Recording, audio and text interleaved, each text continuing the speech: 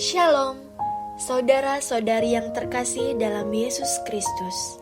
Inilah Injil suci menurut Lukas. Tetapi ada di antara mereka yang berkata, "Ia mengusir setan dengan kuasa Beelzebul, penghulu setan." Ada pula yang meminta sesuatu tanda dari surga kepadanya untuk mencobai dia. Tetapi Yesus mengetahui pikiran mereka, lalu berkata, "Setiap kerajaan yang terpecah-pecah pasti binasa, dan setiap rumah tangga yang terpecah-pecah pasti runtuh. Jikalau iblis itu juga terbagi-bagi dan melawan dirinya sendiri, bagaimanakah kerajaannya dapat bertahan? Sebab kamu berkata bahwa aku mengusir setan dengan kuasa Beelzebul.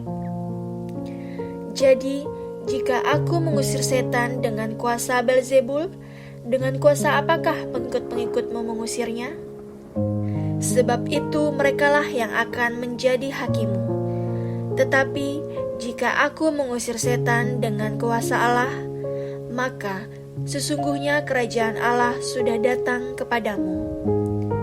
Apabila seorang yang kuat dan yang lengkap bersenjata menjaga rumahnya sendiri, maka amanlah segala miliknya. Tetapi jika seorang yang lebih kuat daripadanya menyerang dan mengalahkannya, maka orang itu akan merampas perlengkapan senjata yang diandalkannya dan akan membagi-bagikan rampasannya. Siapa tidak bersama aku, ia melawan aku, dan siapa tidak mengumpulkan bersama aku, ia mencerai-ceraikannya. Apabila roh jahat keluar dari manusia, ia pun mengembara ke tempat-tempat yang tandus mencari perhentian.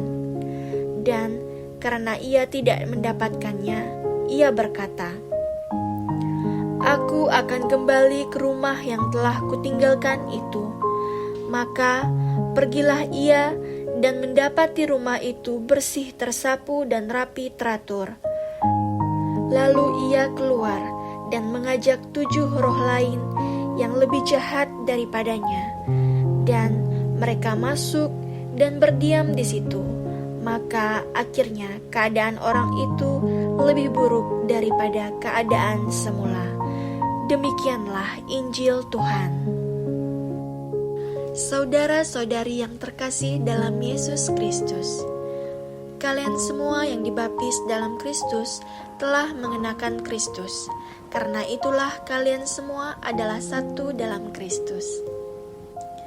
Di sini sebagai kaum beriman, kita ditantang untuk meneliti kemurnian hati kita.